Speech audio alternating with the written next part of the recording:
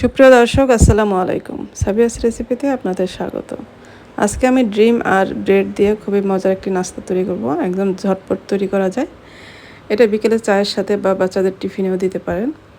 এটা তৈরি করাও যেমন সহজ, খেতেও কিন্তু বেশ মজার। চলুন তাহলে রেসিপিটি দেখে নিই। এখানে একটি বাটিতে আমি পেঁয়াজ কুচি নিয়েছি, হাফ কাপের মতো হবে।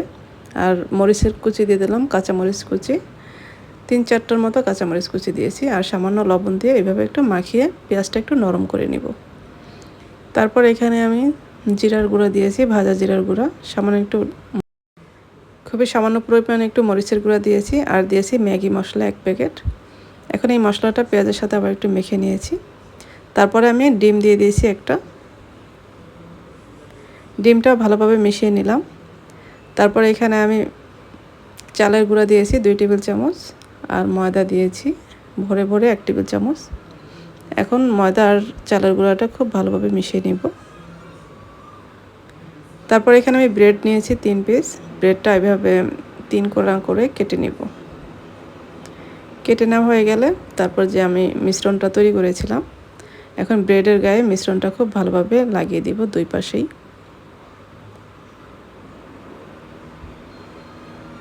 এটা লাগিয়ে নেওয়া হয়ে গেলে তারপর আমরা এটা ভাজতে চলে যাব। চুলায় আমি আগে থেকে কিন্তু তেল গরম করে নিয়েছিলাম। তেলটা খুব বেশি গরম করা যাবে না, হালকা গরম হয়ে গেলে আমি ব্রেডগুলি দিয়ে দিব। ব্রেডের গায়ে ডিমের মিশ্রণটা খুব সুন্দরভাবে লাগিয়ে দিব। তারপর এটা আমরা ভেজে নেব। এটা একদম কম আঁচে ভেজে নেব, খুব বেশি আঁচ বাড়িয়ে দিয়ে ভাজা যাবে না, তাহলে দেখা যাবে এটা পুড়ে যাবে। একটু সময় নিয়ে উল্টে পাল্টে ভেজে নেব, এটা কিন্তু তাহলে উপরটা খুব মুচমুচে হবে।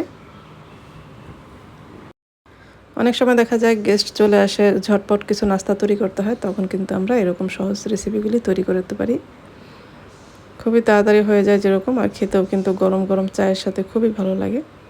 এই তো আমার এটা ভাজা হয়ে গেছে, আমি তেল থেকে তুলে নিলাম। এই তো তৈরি হয়ে গেল খুবই সহজ এবং মজাদার একটি নাস্তা, ঝটপট তৈরি করা যায়। আশা করছি রেসিপিটি ভালো লেগেছে। ভালো লাগলে লাইক, কমেন্ট এবং শেয়ার করে দিবেন। যারা আমার রেসিপিগুলি ফেসবুক থেকে দেখেন, পেজটি ফলো করার অনুরোধ রইল। আর যারা ইউটিউব থেকে দেখেন, চ্যানেলটি সাবস্ক্রাইব করার অনুরোধ রইল। আর যারা অলরেডি করে ফেলেছেন তাদের অসংখ্য ধন্যবাদ। সবাই ভালো থাকবেন। পরবর্তী রেসিপি দেখার আমন্ত্রণ রইল। আজকে এ পর্যন্তই। আল্লাহ হাফেজ।